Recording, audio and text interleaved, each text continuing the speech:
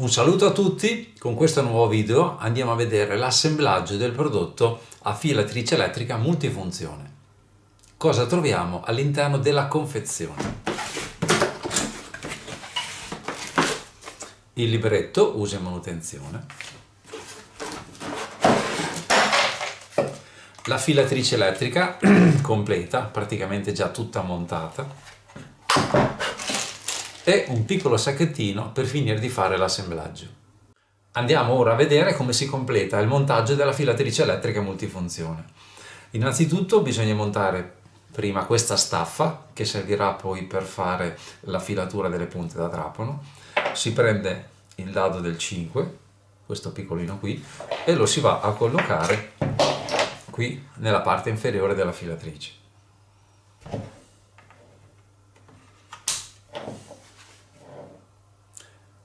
Una volta fatto questo, si gira la filatrice sottosopra, si prende il relativo bulloncino, lo si colloca così in questa maniera e con un cacciavite si va ad avvitare.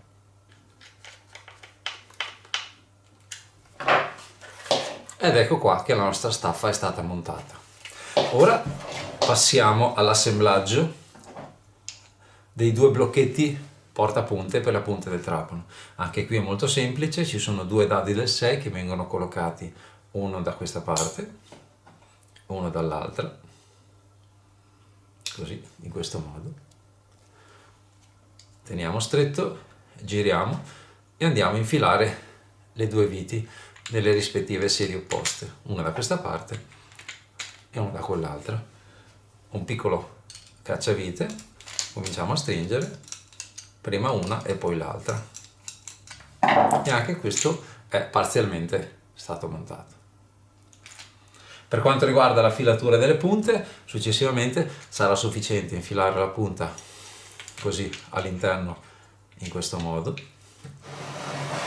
Andremo a collocarci nella nostra filatrice dopo aver tolto il dispositivo di protezione. Andremo a posizionare la punta nel modo corretto, così, in questo modo, e andremo a finire di avvitare la nostra punta.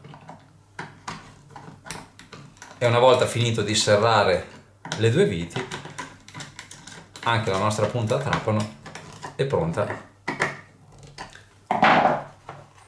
per essere affilata. Per quanto riguarda invece la filatura di coltelli e forbici, abbiamo delle sedi che sono all'interno in questo modo qua, delle mole abrasive gialle e grigie posizionate in questo modo, dove ci permetteranno di fare la filatura delle nostre lame, sia di piccolo taglio, medio taglio oppure grande taglio. E per quanto riguarda anche le forbici, verranno successivamente collocate nella loro sede laterale, così, in questo modo. Anche qua forbici piccole, medie oppure grandi verranno affilate tutte chiaramente nella stessa maniera. Ecco qua, pronta per l'utilizzo la nostra affilatrice elettrica multifunzione.